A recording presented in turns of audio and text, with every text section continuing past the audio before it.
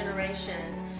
I have a guest today who's very dear to my heart, my husband, Wes Yarbrough. Hi, honey. Hey, babe. Are you excited? I'm excited. Thanks for having me. Yes. We're excited to have you. Today's topics are going to be on temptation, addictions, and making the right choices. What better person to have as my first interview than my husband, Wes? Because he's definitely been through some stuff in his life that he can share. He's going to keep it raw, he's going to keep it real, and he's going to share with you today. So, honey, what's the root cause that led you, would you say, into your addiction in the past? I would say childhood pain and trauma. Early childhood pain and trauma.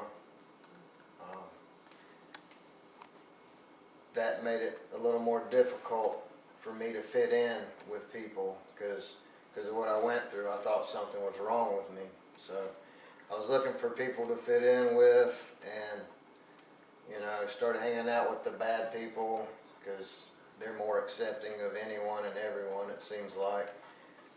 Ended up experimenting with drugs through that. And when I did, I learned that drugs, the high, it takes away the pain.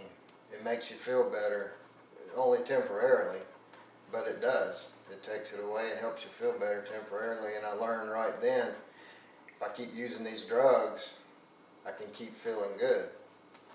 And you were on drugs and alcohol? Yes? Yeah. Both? Cocaine, weed, pills, meth. Yeah. Wow. There are many consequences to addiction.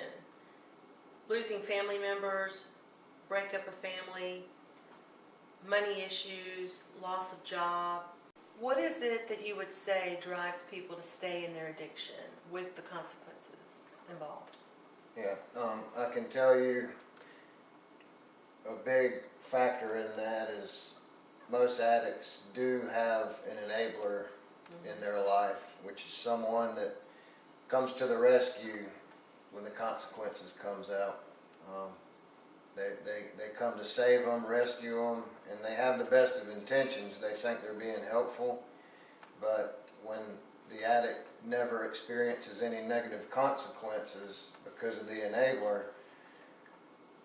they're not experiencing any consequences.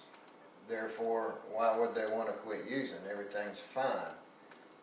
Another reason, those that do experience consequences and do lose their family or job or whatever, the thing about addiction is when they feel pain, the drugs tend to, the pleasure outweighs the pain. We're more likely to forget pain before we do pleasure. And that's what keeps them going. Okay, interesting. Yeah. What advice or insight can you give our next generation with regards to temptations, making choices, addictions? What advice or insight could you give this next generation? Temptations, I would just go by, the old cliche sounding, what would Jesus do?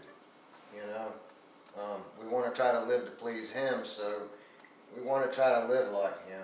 So that's always a good question to ask yourself when you're in a tight situation.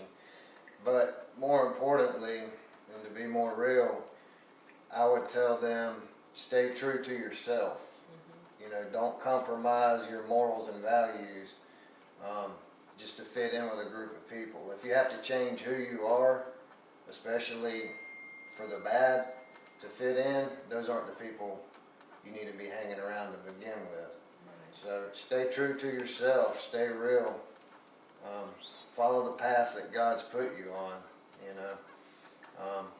don't stray off. So there is a happy ending to a story. Wes has passed. He's celebrating 9 years of sobriety. Congratulations, honey. Very proud of you. Thank you. And it's all God. Yes, and we met, and we're happily married now with a 15-year-old son, Spencer. So there is hope and healing after addiction. In closing, would you like to just share a little bit about that, how there is hope and healing after pain and addiction?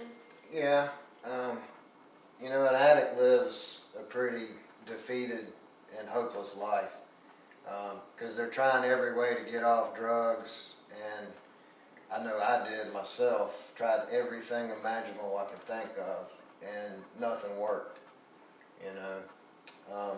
When I accepted Christ, that's where I got hope. You know, Jeremiah 29:11, God has plans to prosper you, to give you hope in the future. When I asked Christ into my heart, I got my hope. You know, I felt like there was hope for my future. Turns out there was. I met you. We have a family now, which is something I've always wanted, never thought I would have. So, yeah, God's put me in a job working with teenagers who struggle with addiction. So I try to share my story to give them hope, you know. Hope's very important to have, you know. Well, thank you for being with me today. Thank you Yeah. for sharing your story, our story. And I just want to let you know there is hope. Choices matter. You matter. We look forward to seeing you again. Thank you for joining us, DestinyX, making a difference for our next generation.